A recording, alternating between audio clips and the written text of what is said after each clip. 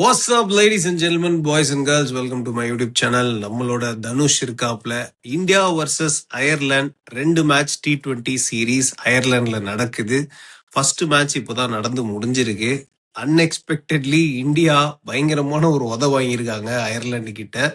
Ireland இந்த T20 ஹிஸ்டரியிலே Ireland first time India win பண்ணியிருக்காங்க. ஒரு ஹிஸ்டரி கிரியேட் பண்ணியிருக்காங்க.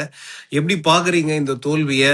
ஒரு ஓவர் கான்பிடென்ட் இந்தியாவுக்கு கிடைக்க வேண்டிய அப்படின்னு நினைக்கிறீங்களா? ஏன்னா கொஞ்சம் பேட்டிங்கை பொறுத்த வரைக்கும் கொஞ்சம் ஓவர் கான்பிடென்ட்டா அப்ரோச் பண்ணாமல் தான் எனக்கு பர்சனலா ஃபீல் ஆச்சு. உங்களோட தாட்ஸ்? எனக்கு பெரிய மைனஸா என்ன ஃபீல் ஆச்சுன்னா, இந்தியன் பேட்டிங் ஆர்டர்ல ஒரு பார்ட்னர்ஷிப் பில்ட் ஆகவே இல்லை. ஒரு பக்கம் அபிஷேக் சர்மா நல்லா ஸ்டார்ட் பண்ணாலுமே நம்ம ரொம்ப நம்புற பேட்ஸ்மேனு சாம்சனாலையுமே கொடுக்க முடியல பார்ட்னர்ஷிப். இஷான் கிஷனால ஒரு பார்ட்னர்ஷிப் கொடுக்க முடியல. ஸோ ஸ்ரேயாஸ் ஐயர் கேப்டனா வந்திருக்காரு. எனக்கு ரொம்ப டிசப்பாயின்மெண்ட்னா அது ஒண்ணுதான். ஸ்ரேயாஸ் ஐயர் கேப்டன்சி பண்ற ஃபர்ஸ்ட் மேட்ச் ஒரு பெரிய சைக்கிள் இருக்கு இதுக்கப்புறம் T20ல நம்ம டீமுக்கு. ஃபர்ஸ்ட் மேட்ச் இது மாதிரி டிசப்பாயின்ட். அது மட்டும் இல்லாம நல்லா வின்னிங் ஸ்ட்ரீக்ல இந்த team, world cup winning team. அப்படி இருக்கும்போ ஸ்ரேயாஸ் ஐயர் கேப்டன்சி பண்ற ஃபர்ஸ்ட் மேட்சே தோத்து, அதுவும் அயர்லாந்து கூட ஃபர்ஸ்ட் டைம் அயர்லாந்து வந்து நம்மள ஜெயிக்கிறாங்க. அதுவும் ஐரிஷ் ஆயில ஜெயிச்சிருக்காங்க. அவங்களுக்கு இது பெரிய விக்டரியா இருக்கும். மைனஸ்ன்னு பார்த்தா இன்னைக்கு இந்தியா கிட்ட எல்லாமே மைனஸ் தான், பேட்டிங் வைஸ் சொல்றேன் நான். ஏன்னா இப்ப அபிஷேக் சர்மா தவிர வேற யாருமே நல்லா விளையாடல. டூபே கொஞ்சம் டீசெண்டா விளையாடினாரு கடைசியில. டூபேவாலையுமே ஃபினிஷ் பண்ண முடியல மேட்ச்.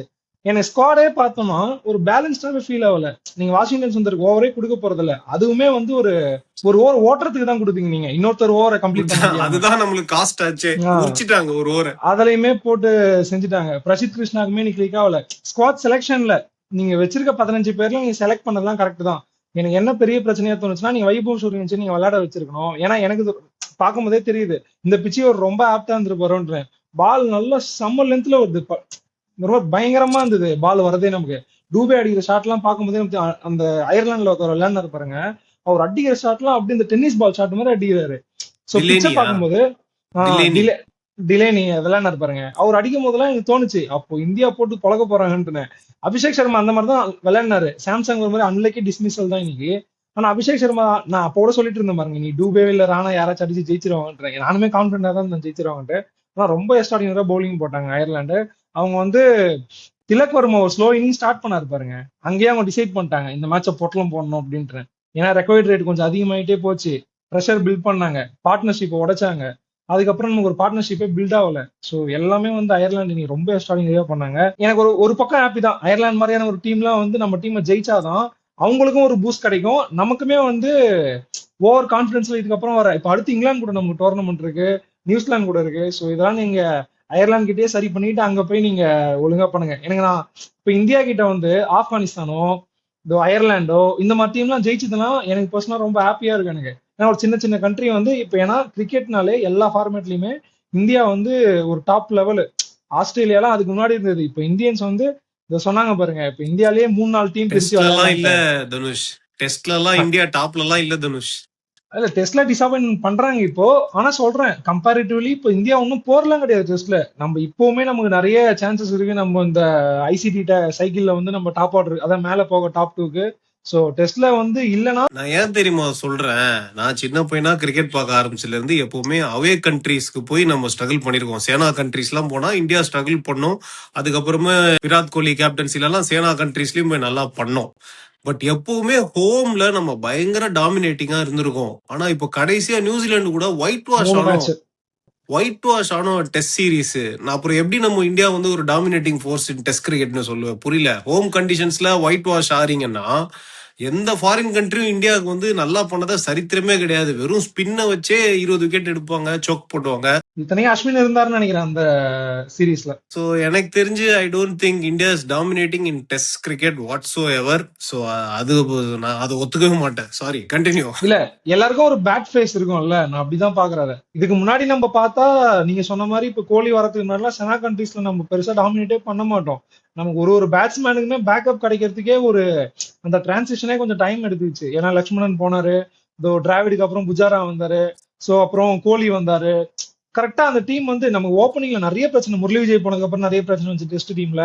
இப்போ கில்லு வந்திருக்காரு, கேப்டன்சி எடுத்திருக்காரு. ஓகே, இங்கிலாந்துல சூப்பரா பண்ணணும். இங்கிலாந்து கூட ரொம்ப நல்லா விளையாடணும் அந்த டெஸ்ட் சீரீஸ். பட் அத நான் உண்மையா சொல்லட்டுமா, 2 டீமுமே சுமாரா ஆடுனாங்க அந்த சீரிஸ். நம்ம நினைச்சுக்கிட்டோம் 2-2 டிராப் பண்ணிட்டாங்க, இந்தியா சூப்பரா ஆடினாங்கன்னு. ஆக்சுவலா கிடையாது. இங்கிலாண்டும் ரொம்ப போரா ஆடினாங்க அந்த சீரிஸ், அதுதான் உண்மை. ஏன்னா கில்லு ஃபர்ஸ்ட் டைம் கேப்டன்சி எடுத்தாருல, அப்போ அது எனக்கு ஒரு பாசிட்டிவா தான் ஃபீல் ஆச்சு. ஒரு இங்கிலாந்துல போய் நீங்க பண்ணது வந்து எனக்கு ஓகேவா தான் ஃபீல் ஆச்சு. அதுல 1-2 மேட்ச் நம்ம ரொம்ப நல்லா பண்ணோம்.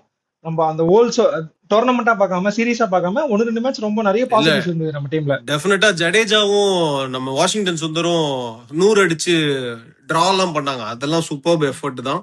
நான் எதுவுமே I'm not taking anything away from India. அதே மாதிரி லாஸ்ட் மேட்சும் வந்து வின் பண்ணி ஆகணுன்ற கட்டாயத்துல வின் பண்ணாங்க. So I accept. பட் நான் என்ன சொல்றேன்னா, டாமினேட்டிங் நான் ஃபோர்ஸா சொன்ன டெஸ்ட் அந்த கிரிக்கெட்ல டாமினேட்டிங் இல்லன்னு நீங்க சொல்றீங்க. அது ஓகே ஓகே. இல்லைன்னு சொல்றேன். எனிவே கமிங் ஆனா back to this match, so எனக்குமே அதான் ரொம்ப டிசப்பாயிண்டிங்கா இருந்தது. என்னன்னா, நம்ம நல்ல ஒரு ஸ்டார்ட் போலிங்கை பொறுத்த வரைக்கும் 31 for 3 சம்திங் இருந்தாங்க. அதுக்கப்புறமா நம்ம ஒரு 140 150 சுருட்டி இருக்கணும் ஆக்சுவலா அயர்லாண்ட. ஒரு 2 ஓவர் வந்து ஒன்னு வந்து பிரசித் கிருஷ்ணா போட்டாரு, அரௌண்ட் 25-26 ரன்ஸ் போச்சு. 27 இன்னொன்னு 27 வாஷிங்டன் சுந்தர் 19 ரன் கொடுத்தாரு. இந்த 2 19 ஓவர் மட்டும் 46 ரன்ஸ் போச்சு. ஸோ அவங்க மேட்ச் ஃபுல்லா, அவங்க பேட்டிங் ஃபுல்லா ஒரு மாதிரி ஸ்ட்ரகிளிங்கா தான் இருந்தாங்க. அந்த 2 ஓவர்ல மட்டும் 182 டார்கெட் போயிடுச்சு. சரி, 182 போயிடுச்சு. பேட்டிங் வந்து அபிஷேக் சர்மா அப்படி ஒரு ஸ்டார்ட் கொடுக்குறாரு. சஞ்சு சாம்சன் கூட அதை நான் ஒரு பெரிய பேட் ஷாட்னு சொல்ல மாட்டேன், too close to the body lucky for a decent cut shot shot. தான். பட் இன்ஸ்டிங்டிவா T20ல அப்படிதான் ஆடுவாங்க, அவுட் ஆயிட்டாரு. பட் இஷான் கிஷான் ஆடின ஷாட் வந்து எனக்கு ரொம்ப டிசப்பாயிண்டிங்கா இருந்தது. ஏன்னா 182 அடிக்கிறோம், irrespective ஆஃப் த ஆப்போசிஷன். அந்த ஸ்கோருக்கு ஒரு ரெஸ்பெக்ட் கொடுத்து, அந்த மேட்ச் சுச்சுவேஷனுக்கு ஒரு ரெஸ்பெக்ட் கொடுத்து அப்ரோச் பண்ணிருக்கலாம்னு தோணுச்சு. எனக்கு என்னமோ ரொம்ப ஒன் டைமென்ஷனலா அயர்லாண்ட்லாம் ஒரு டீமா வந்து ஈஸியா அடிச்சிடலான்ற மாதிரி வர்றவங்க எல்லாம் பேட்டை விட்டுக்கிட்டே இருந்த மாதிரி இருந்தது. அதுதான் பேக் ஃபயர் ஆயிடுச்சுன்னு நான் நினைக்கிறேன். உங்களுக்கு அப்படி ஒரு அப்ரோச் தெரிஞ்சுதா? கொஞ்சம் கூட மைண்ட் போடாம பேட்டை விட்டுக்கிட்டே இருந்த மாதிரி தோணுச்சா? இல்ல, இப்போ நீங்க சொல்ற மாதிரி இஷான் கிஷான் விளையாடின ஷாட் வந்து அவரு என்னன்னா எப்பவுமே அவர் கேம் விளையாட பாத்துட்டாரு. இந்த பிச்சை வந்து அவர் ரீட் பண்ணல. இதுக்கப்புறம் நம்ம பின்னாடி யார் இருக்காங்க, ஏன்னா ஒரு ஓவர் கான்பிடன்ஸ் தான் நம்ம சொல்லணும். ஏன்னா பின்னாடி ஸ்ரேயாஸ் ஐயர் இருக்காரு, இப்பெல்லாம் ஒரு நல்ல திலக் வர்மா இருக்காரு. சோ வந்து அவர் என்ன நினைச்சாருன்னா, நம்ம ரெக்வயர்ட் ரேட்டை குறைச்சிருவோம், அடிச்சு பால் ரன் ஈக்குவல் பண்றோம் அப்படின்ற தாட்ல ஒரு வேகமா வந்தோடனே பேட் ஃப்ளோ பண்ணாரா என்னன்னு தெரியல. அதுவும் ஒரு பால் எந்த பக்கம் ஸ்விங் ஆகுதுன்னு கூட பார்க்காம ஒரு மாதிரி கண்ணை மூடிட்டு சுத்தின மாதிரி இருந்தது. அவர் அவுட் ஆனதுக்கு அப்புறம் நீங்க சொன்னீங்க பாருங்க, அந்த அப்ரோச் பண்ணல இந்தியா. திலக் வர்மா வந்து இதை விட பயங்கரமான அப்ரோச் பண்றோம் பாடுறான்னு சொல்லிட்டு ஒரு கட்டை போட்டாரு. எனக்கு திலக் வர்மா ஆடுறத பார்த்தோன்னே பயம் வந்துச்சு. இவங்க என்ன பண்ணி பிரஷர் ஏத்தி கடைசியில் எல்லா தப்பையும் டூவே மேல போட்டுற போறாங்க, டூவேல தான் தோத்துட்டேன் அப்படின்ட்டு. ஆக்சுவலா திலக் வர்மா வந்து அவரை புரிஞ்சிக்கவே முடியாதுன்ற மாதிரி ஒரு ஒரு இன்னிங்ஸும் ஒரு ஒரு மாதிரி ஆடுறாப்ல. ஐபிஎல்ல ஒரு மேட்ச் குஜராத் டைட்டன்ஸோட 45 பால் 100 அடிச்சாப்லையா. அதுக்கப்புறம் இந்த India series tri nation 32 series நடந்ததுல, அதுல எல்லாம் ரொம்ப ஸ்லோவா ஆடினாரு. அவர் தான் கேப்டன் பண்ணாரு, ரொம்ப ஸ்லோவா ஆடினாரு. அவர் மேல ஒரு கிரிட்டிசிசம் இருந்தது. கட் பண்ணா இப்ப லோக்கல் டோர்னமெண்ட் ஆந்திரால ஒரு டோர்னமெண்ட் நடக்குது. சரியாட்டி அதுல வந்து 259 சேஸ் பண்ணும்போது ஒரு 50 பாலுக்கு 130 ரன் ஒண்ணுமோ அடிச்சு வின் பண்ணி கொடுத்திருக்காரு. காட்டடி. அதுக்கப்புறம் இங்க வந்தா இன்னைக்கு கொஞ்சம் ஒரு மாதிரி கொஞ்சம் ஸ்லோவான இன்னிங்ஸ் ஆடுறாப்ல. பார்ட்னர்ஷிப் பில்ட் பண்ண பார்த்தாங்க ஆக்சுவலா. அவர் அதுக்கப்புறம் மேக்ஸிமைஸ் பண்ணக்கூடிய பிளேயர் தான். நம்ம நிறைய இன்னிங்ஸ் பார்த்திருக்கோம் திலக் வர்மா கிட்ட. இனிஷியலா ஒரு பொறுமையா ஆரம்பிச்சாலும் அவருக்கு அது கிளிக் ஆயிருச்சுன்னா அவரு நல்லா கொண்டு போய் முடிப்பாரு மேட்ச. இன்னைக்கு வந்து ஆனா ஒரு அப்ரோச்சே எனக்கு தப்பா ஃபீல் ஆச்சு. நீங்க ஒரு ரன்ன பால் கூட நீங்க அடிக்கலன்னா அப்புறம் ஒரு T20ல என்ன பண்ணுவீங்க? ரெக்வயர்ட் ரேட்டே உங்களுக்கு அதிகமா இல்லாதான் இருக்கு. ஒரு சைடு விக்கெட்ஸ் போயிட்டு இருக்குன்னு சொல்லிட்டு கொஞ்சம் ஸ்லோ டவுன் ஆயிட்டாப்ல. அது அண்டர்ஸ்டாண்டபிளி சோ. நின்னு மேட்ச முடிச்சிருக்கலாம், ஆக்சிலரேட் பண்ணிருக்கலாம் நினைச்சிருப்பாரு. அன்பார்ச்சுனேட்லி இது ஒர்க் ஆகல.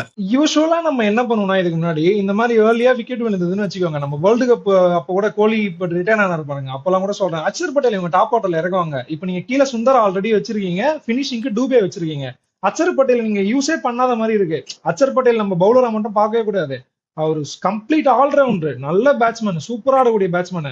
நம்ம சவுத் ஆப்பிரிக்கா கூட அந்த டார்கெட் நம்ம ஃபிக்ஸ் பண்ணதுக்கே அக்ஷர் பட்டேலோட இன்னிங்ஸ் தான் நீ காரணம். ஒரு பக்கம் கோலி அவர் தனியா ஆடி விக்கெட் ஒரு பக்கம் லூஸ் பண்ணும்போது அவரு ஒரு எண்ட்ல நல்லா இல்லைனாலுமே அந்த ரன் ரேட்டை மாத்தினதே அக்ஷர் பட்டேலோட அந்த குயிக் ஃபயரான ஒரு இன்னிங்ஸ் தான் அந்த விக்கெட் விழ அப்போ. சோ அக்ஷர் பட்டேல் அந்த மாதிரி நீங்க மேல டாப் ஆர்டர்ல ப்ரொமோட் பண்ணி விளையாட வச்சிருந்தீங்கன்னா இன்னும் கொஞ்சம் ரிசல்ட்ஸ் பாசிட்டிவா வந்திருக்குமோன்னு எனக்கு தோணுது. அது மட்டும் இல்லாம அக்ஷர் பட்டேல், வாஷிங்டன் சுந்தர் 2 பேரும் இவங்க டீம்ல வச்சிருக்காங்க. 2 பேர்ல ஒருத்தவங்களுக்கு வந்து இவங்க ஓவரே கொடுக்கல. இனி அந்த இன்னொருத்தவங்களோட 4th ஓவர் கம்ப்ளீட் பண்ண முடியாம தான் வாஷிங்டன் சுந்தருக்கு அவங்க ஒரு ஓவர் கொடுத்தாங்க. அதுக்கு இவங்க சூரியவன்ஷியை விளையாட வச்சுட்டு சாம்சனை 1 ரன் ஆட வச்சுட்டு போலாம். ஒரு பேட்ஸ்மேன் அப்படியே கீழே இறக்கிடலாம். இவங்க இப்ப கீழே உங்க 2 பேருக்கு நீங்க யூஸ் பண்ண போறேன், டூபேக்கு நீங்க ஓவர் கொடுக்குறீங்க 4 ஓவர். இல்ல, நான் வந்து உங்களுக்கு இதுல பேசணும் ஞாபகம் இருக்கா? நம்ம இந்த இந்தியன் டீம் செலக்ஷன் ஆன உடனே நம்ம பேசணும். அதுல மதன் சொன்னாரு, எடுத்த உடனே நான் சூரியவன்ஷி ஆட வைப்பேன் அப்படின்னு சொன்னாரு. நானா நான் தான் சொன்னேன், சொன்னேன். நான் சொன்னேன் நீங்க சூரியவன்ஷியை மட்டும் தான் ஃபர்ஸ்ட் சொன்னீங்க. ஆட வைக்க மாட்டாங்க, சஞ்சு சாம்சனுக்கு சான்ஸ் கொடுப்பாங்க, 2 மேட்ச் அவர் சரியா ஆடலன்னா அவர் உட்கார வச்சுட்டு சூரியவன்ஷி ஆட வைப்பாங்கன்னு. அதே மாதிரி சஞ்சு சாம்சன் இன்னைக்கு இப்படி அவுட் ஆயிட்டாரு. ஏன்னா சஞ்சு சாம்சன் அந்த மாதிரி ஒரு பிளேயர், ஒரு பிரேக்குக்கு அப்புறம் வந்தாருன்னா ஒரு 2-3 மேட்ச் தொடர்ந்து ஃபெயிலியர் ஆவாரு, அதுக்கப்புறம் அவர் உட்கார வச்சிருவாங்க பாருங்க. அதான் நடக்க போகுது. ஆல்சோ டூபே போலிங் பத்தி பேசுனீங்க. இந்தியான்னு வந்தா ரொம்ப நல்லா ஆடுறாரு, 3 ஓவர் போட்டாரு, 18 ரன் தான் கொடுத்தாரு. ஃபர்ஸ்ட் பாலே விக்கெட் எடுத்தாரு. கேட்ச விடுங்க, அது என்னைக்கும் மாறாது, அதை வேற ஞாபகப்படுத்திட்டீங்களே தம்பின்ற மாதிரி. ஐபிஎல்ல ஆர்சிபியோட மேட்ச் அப்போ ஒரு கேட்ச் விட்டாரு மிட் ஆஃப்ல, அதே மாதிரி ஒரு கேட்ச் விட்டாப்ல. அதே மாதிரி ஒரு கேட்ச் விட்டாப்ல. டெஃபினட்டா கேட்சிங் அவர் இம்ப்ரூவ் பண்ணும். பால பார்த்தா பயப்படுறாரு தனுஷ் அவரு. ஒரு ஃபீல்டரா பால பார்த்தா பால் நம்ம கிட்ட வரணும்னு ஆசைப்பட்டு ஃபீல்டிங் பண்ணும், அப்பதான் உனக்கு கான்பிடன்ஸ் நல்லா இருக்கும், கேட்ச் பிடிக்கும். நீ பால பார்த்து ஐயோ பால் வருதேன்னு பார்த்தனா டெஃபினட்டா 10 தடவை 9 தடவை மிஸ் ஆயிடும். அதுதான் டூபேக்கு நடக்குது. But anyway compare to CSK, இந்தியாவுக்கு அவர் எப்பவுமே ரொம்ப நல்லா ஆடுறாரு. நம்ம இதுக்கு முன்னாடி டிஸ்கஸ் பண்ணிருந்தோம். ஐபிஎல் இப்போ இந்த மாதிரி இன்டர்நேஷனல் லெவலை விட ஐபிஎல் லெவல் அதிகமா இருக்கிறதுனால தான் கொஞ்சம் ஸ்ட்ரகிள் பண்றாரு டூபே அப்படின்னு நம்ம பேசியிருந்தோம். பட் ஸ்டில் நன்தலெஸ் டீம்ல மத்தவங்க எல்லாம் சரியா பெர்ஃபார்ம் பண்ணாதப்போ இவர் நல்லா பண்ணிருக்காரு. போலிங் 3 ஓவர் போட்டு 18 ரன்னு, 1 விக்கெட். பேட்டிங்லயும் ஒரு 14 பால் 25 ரன்னு, ஒரு 2-3 சிக்ஸ் அடிச்சாரு. But I still think CSK Dube as a பவுலரா இன்னும் கூட பெட்டரா யூஸ் பண்ணலான்ட்டு. நீங்க என்ன நினைக்கிறீங்க? இல்ல, என்ன கேட்டா டூபே இங்க ஒரு பேக்கப் ஆப்ஷனா தான் வச்சிருக்கணும். அவரை நம்பிலாம் நீங்க ஒரு 3 ஓவர்ஸ் இல்ல 4 ஓவர்ஸ் நீங்க கம்ப்ளீட் பண்ணணும்ட்டு போக கூடாது. டூபே எல்லா நாளுமே அப்படி போட மாட்டாரு கண்டிப்பா. அயர்லாந்து டீம் அப்படின்னு நம்ம பாக்கணும். சோ அது மட்டும் இல்லாம எல்லா பேட்ஸ்மேனுமே டூபே எடுத்த ஒரு விக்கெட்டுமே சரி, இன்னைக்கு நிறைய பேர் நம்ம அந்த மாதிரி அவுட் ஆகி பார்த்தோம். எல்லாருமே ஏறி அடிக்க பார்த்து டாப் எட்ஜ் ஆச்சு, நிறைய பேருக்கு ஆச்சு இந்த மாதிரி. நீங்க அயர்லாண்ட்லயுமே சரி, நம்ம டீம்லயுமே சரி. அது என்னன்னே தெரியல, பிச்சில் எதனா பிரச்சனையா, யாருமே ஒரு ஷாட்டை கம்ப்ளீட் பண்ணவே இல்லை. நிறைய டாப் எட்ஜ் ஆச்சு இன்னைக்கு, எல்லாருமே அப்படிதான் அவுட் ஆனாங்க. ஆனா டூபே கண்டிப்பா நான் ஒரு பவுலரா பார்க்கவே மாட்டேன். டூபே ஓவர்ல போன ரன் எல்லாம் எனக்கு ஒரு மாதிரி டிராமாவா இருக்கு. எனக்கு நிறைய இடத்துல பாத்துருக்கேன், போட்டு பொழப்பாங்க டூபே. 2022ல எல்எஸ்டியோட ஒரு மேட்ச் 19வது ஓவர், அங்கதான் ஆரம்பிச்சது சிஎஸ்கே ஃபேன்ஸ்க்கு ஃபர்ஸ்ட் டிராமா. 30 ரன் நினைக்கிறேன் அந்த ஓவர்ல. இல்ல பொதுவாவே டூபே எல்லாம் அடிப்பாங்க, ஸ்டாயினிஸ் நினைக்கிறேன். இல்ல Evin Lewis West Indies player அடிச்சாப்ல, அவரும் ஆயுஷ் பதோனியும் அடிச்சாங்க அந்த மேட்ச், நல்லா ஞாபகம் இருக்கு. அதுக்கப்புறம் தான் சிஎஸ்கேல தலை ஓவரே கொடுக்க மாட்டாரு டூபேக்கு, தலை கேப்டன் பண்ற வரைக்கும். ருத்ராஜ் கேக்கோடு இப்போ 1 ஓவர் 2 ஓவர் ஃபில்லர்ஸ் கொடுக்குறாரு. அப்பயே அடிக்கிறாங்களே, இந்த வருஷம் கூட அடி வாங்கினாரு நல்லா டூபே. சோ டூபே சிஎஸ்கேன்னு பேச ஆரம்பிச்சா நாங்க 2 பேரும் பேசிட்டே இருப்போம், அவ்வளவு இருக்கு பேசுறதுக்கு. சோ எனிவே இந்த மேட்சை பொறுத்த வரைக்கும் இந்தியாவுக்கு ஒரு ஹாட் பில் டு ஸ்வாலோ.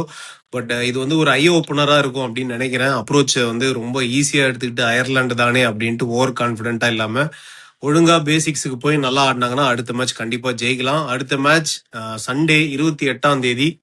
அந்த மேட்ச்ல என்ன பண்றாங்கன்னு பார்ப்போம். ஆல்சோ நம்ம விமன்ஸ் டீம் நேத்து அகேன்ஸ்ட் பங்களாதேஷ் விமன், இல்ல நேத்து மேட்ச பத்தி பேசிடுவோம். நேத்து பங்களாதேஷ் விமன்ஸோட ஜெயிச்சுட்டாங்க, கம்ஃபர்டபுளா ஜெயிச்சு நல்ல ரன் ரேட்ல 2வதுல உட்காந்துட்டு இருக்காங்க பாயிண்ட்ஸ் டேபிள்ல. ஸோ சண்டே அவங்களுக்கும் மேட்ச் இருக்கு அகேன்ஸ்ட் ஆஸ்திரேலியா. ஆஸ்திரேலியாவை அடிச்சிட்டோம்னா கண்டிப்பா செமிஃபைனல்ஸ் போறோம். அப்படி ஒருவேளை ஆஸ்திரேலியாவோட நம்ம தோத்தோம்னா சவுத் ஆப்பிரிக்கா எப்படி ஆடுறாங்க பார்க்கணும், நெட் ரன் ரேட்டு இந்த மாதிரி மேட்டர்லாம் வரும். So fingers crossed. அந்த மேட்சும் முடிச்சுட்டு இந்தியா அயர்லாந்து மேட்சும் முடிச்சுட்டு 2 மேட்சுக்கும் சேர்த்து ரிவ்யூ பண்ணுவோம். Thank you so much for joining Dhanush. Always a pleasure talking to you. Tata.